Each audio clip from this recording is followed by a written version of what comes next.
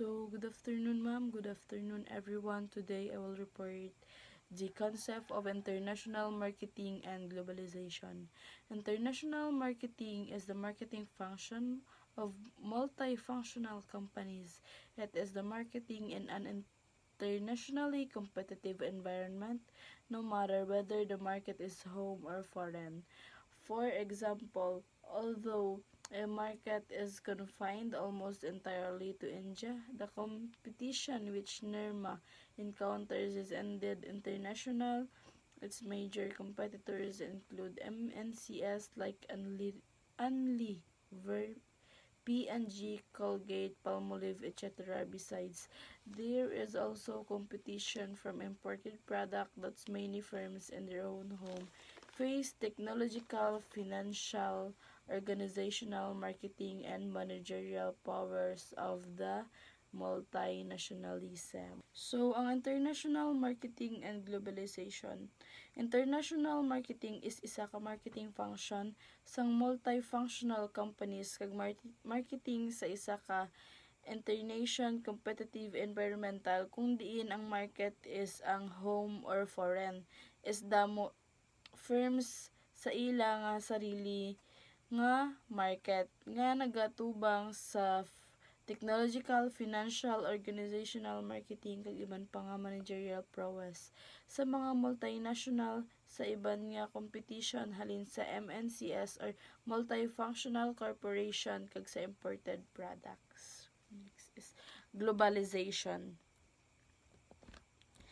Globalization is a term frequently used by many but is vaguely defined.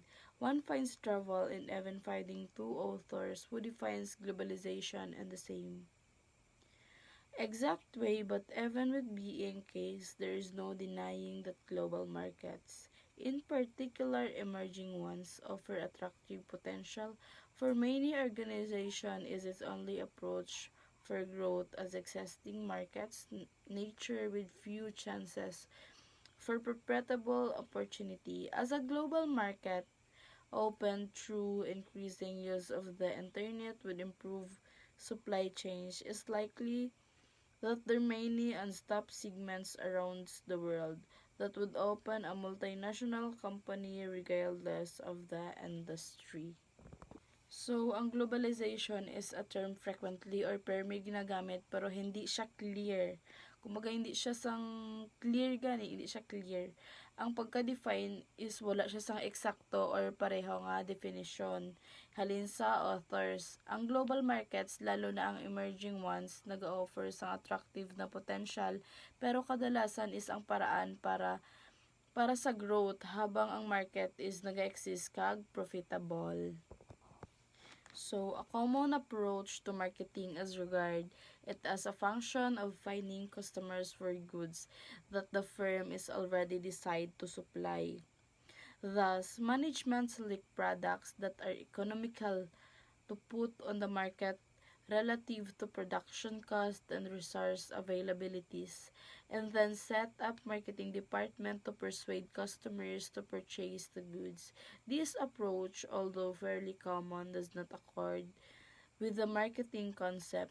The alternative approach is for the firm to evaluate marketing opportunities before it decides the product characteristics to offers, assesses potential demand of various items, determines the product attributes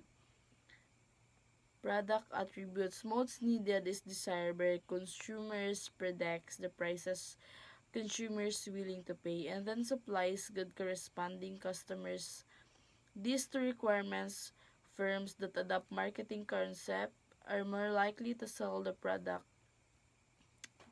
because this will have been conceived and developed to satisfy customers' demands. The marketing concept, then it is the proposition,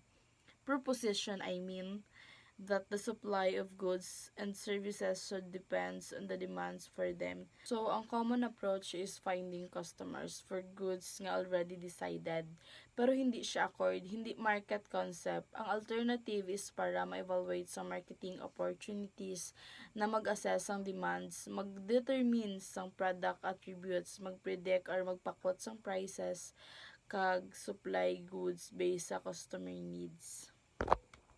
Willingness to create new products and adapt existing products to satisfy the needs of world markets. Products may have to be adapted to suit the taste, needs, pursuits, and other characteristics of consumer in specific regions. Firms cannot assume that an item that sells within one country will be equally successful in others.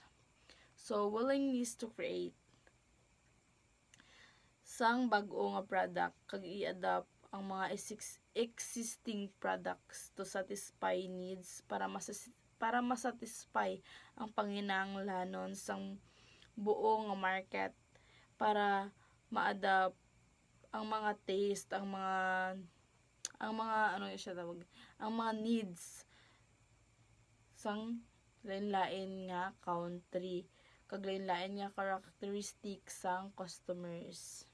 Evolution process of global marketing. Whether an organization markets its goods and services domestically or internationally, the organization decides to sell across international boundaries, this being primarily due to the numerous other dimensions which the organizations has to account for. The example, the language.